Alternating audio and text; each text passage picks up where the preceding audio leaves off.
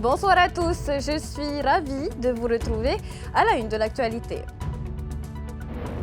S'ils ne peuvent pas aller à l'école, c'est l'école qui vient à eux. La maison familiale rurale de Papara s'exporte à FAA pour permettre à des jeunes de la commune de préparer un CAP spécialisé dans l'aide à la personne et à la vente en espace rural. Du nouveau également à l'Université de Polynésie avec l'ouverture de 2 nouvelles licences. Ce soir, focus sur le cursus Sciences de la transition écologique et sociétale, une licence pour répondre aux nouveaux enjeux climatiques. Puis nous irons à Tonga, où a débuté le 53e Forum des îles du Pacifique.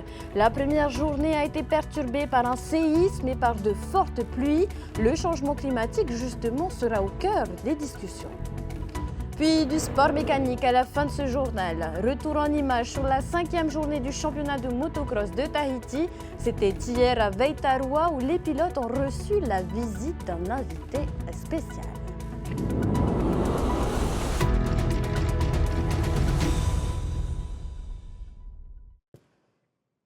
Les transports, un frein pour la formation des jeunes. La maison familiale rurale de Papara l'a bien compris. Elle propose désormais un CAP à FAA en partenariat avec l'association Hotuaria, une opportunité pour les jeunes de la commune qui pourront suivre leur cursus en alternance. Valentine Vassel, Naya Bennett. C'est à Hotuaria que les jeunes originaires de FAA peuvent à présent suivre une formation de service aux personnes et vente en espace rural. Un cursus de 2 ans en alternance avec 26 semaines de cours et 54 semaines en milieu professionnel.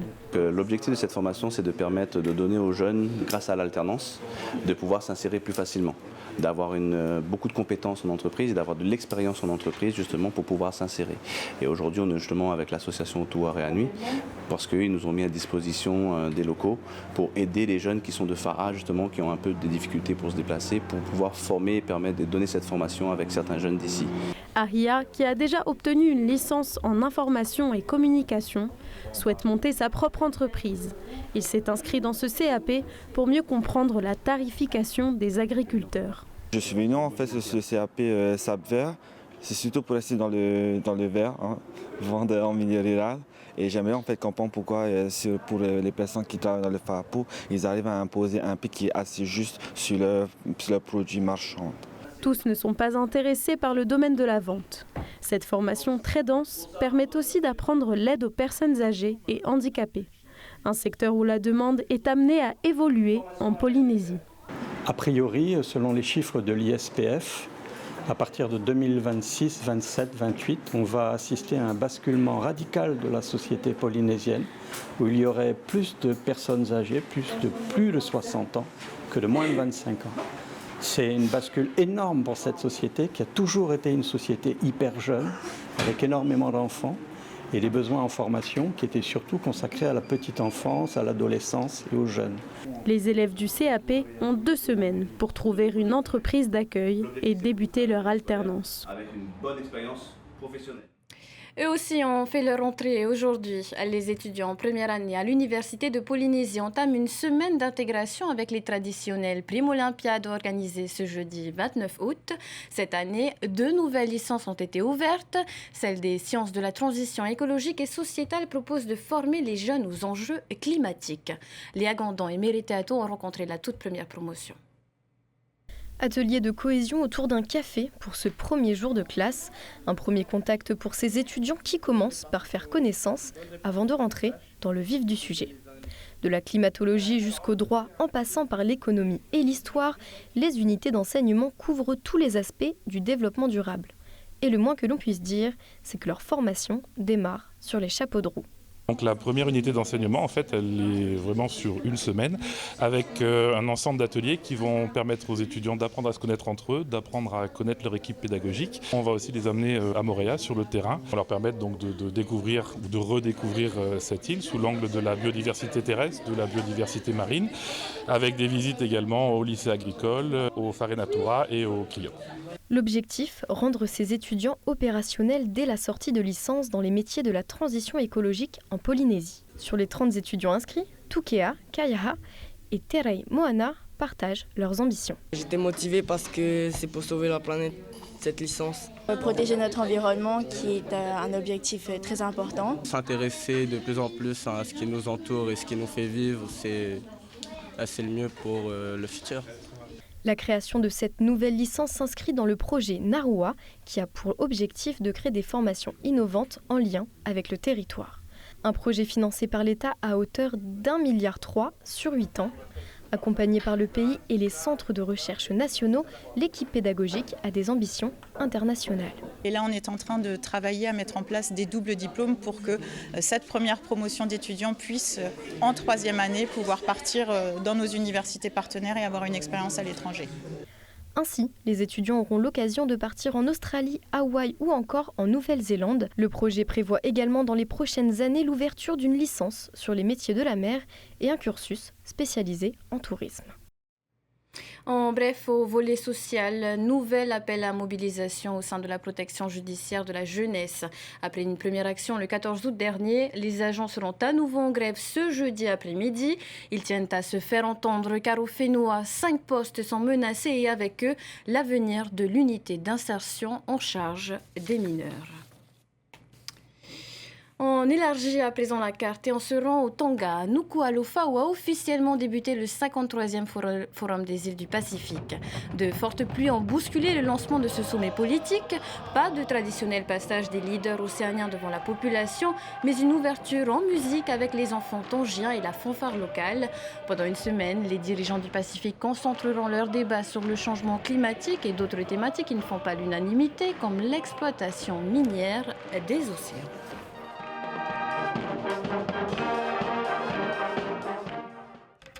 Mais avant de plonger dans ces discussions, on vous propose de revenir sur l'essentiel de cette première journée du forum. On voit cela avec nos envoyés spéciaux, Mike Liral et Tiarinui Pahuiri Philippon.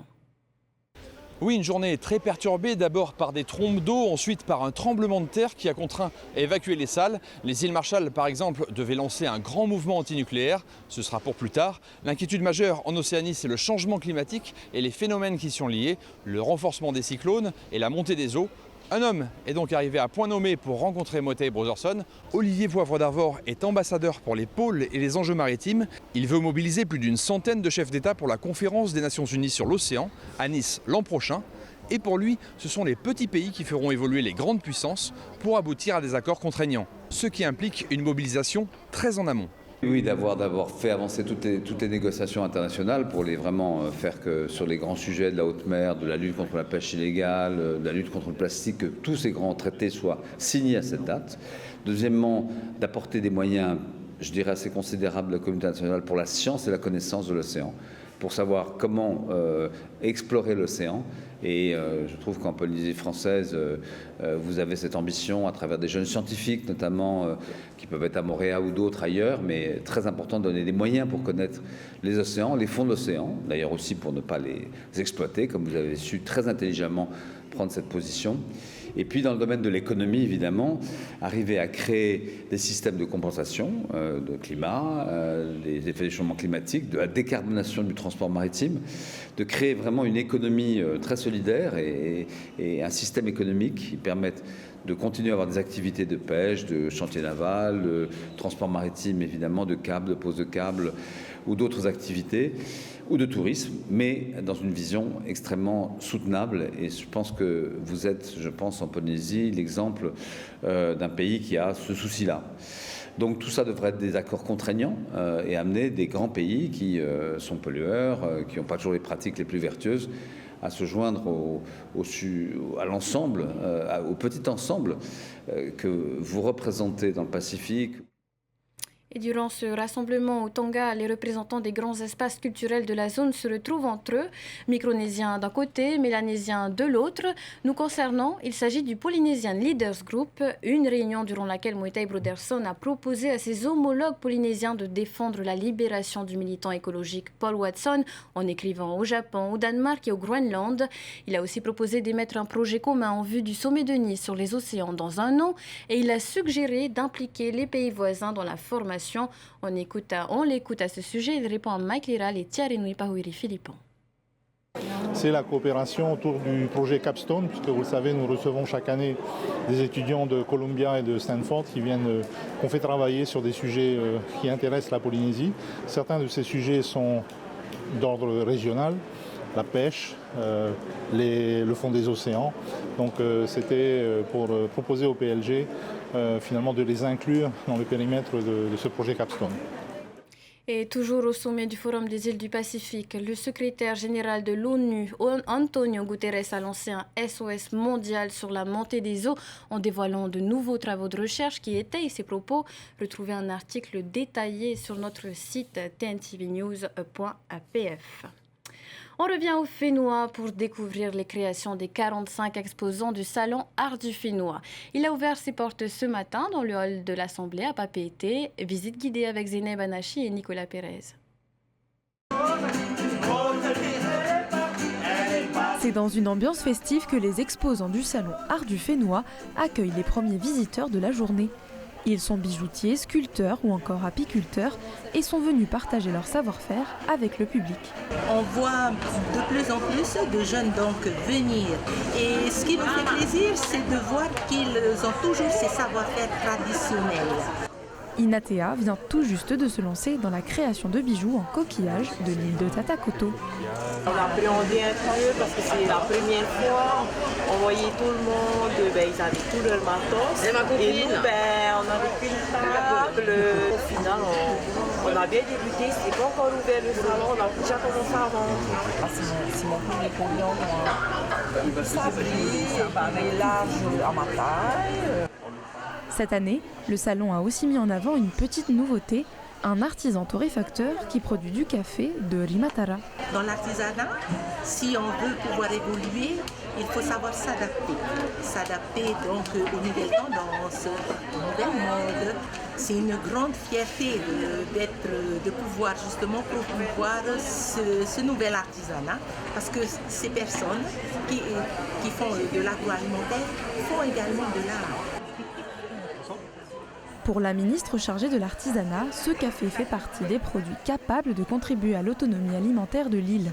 Et à tous nos agriculteurs qui sont de nos îles éloignées, restez attentifs. Si chacun d'entre nous consomme local, on va y arriver un jour. Une semaine pour vivre au rythme de la création artisanale polynésienne, c'est ce que propose le salon Art du Fénois jusqu'au dimanche 1er septembre. Voilà, et on termine avec du sport mécanique. Une trentaine de pilotes se sont alignés hier à Veitarua lors de la 5e journée du championnat de motocross de Tahiti. Les jeunes riders ont offert de belles batailles aux spectateurs. Le résumé de Désiré Teivao sur des images de Davidson Bennett. Un invité de marque hier sur le circuit de Veitarua. Le champion olympique de surf Kaoli Vast était de passage pour encourager les pilotes. Et encore une fois, il y avait du spectacle.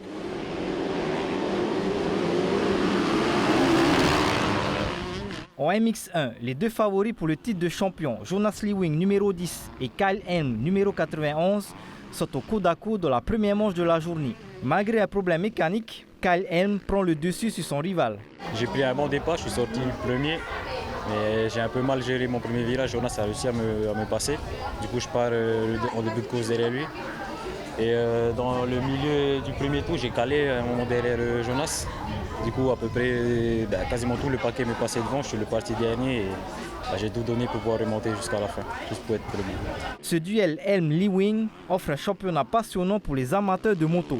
Kyle prouve quand même qu'il est un petit cran, un petit peu au-dessus depuis le début du championnat. Il fait très peu d'erreurs, très rapide, très endurancier. Et je sais que Jonas travaille dur aussi de son côté pour essayer de revenir au contact. Ils font beaucoup de sacrifices, ces jeunes, et pour nous, c'est un mérite d'avoir des gars comme ça qui se donnent à 200%. Quoi. Chez les plus petits, l'engouement pour la discipline monte aussi. Temana Martin, 9 ans, s'envolera pour la métropole le mois prochain pour participer au Mini-Vert, une compétition de haut niveau dédiée aux espoirs de la moto. Quand on m'a annoncé ça, moi j'étais émue, j'étais très content, c'était une occasion, quoi. C'est un truc à avoir dans sa vie une fois au moins. On y va pour s'amuser, c'est pas vraiment pour gagner la compétition. On espère qu'il va bien performer. On a travaillé aussi avec Pascal Finot pour l'obtenir plus ou moins les accès aussi à ce mini-hiver parce que c'était pas gagné. Hein. On n'a pas de convention avec la Fédération française, mais voilà, le petit sera là-bas normalement très bientôt. Le prochain rendez-vous pour les pilotes est prévu le 29 septembre pour la 6e et avant-dernière journée de championnat. C'est la fin de ce journal. Merci de l'avoir suivi. Dans quelques instants, votre film de ce lundi, L'Enquête, suivi d'investigations autour de Panama, alerte aux portes de l'Amérique. Passez une agréable soirée sur TNTV. À demain, même heure, même chaîne. Retrouvez ce journal en replay sur notre site internet et notre application mobile TNTV.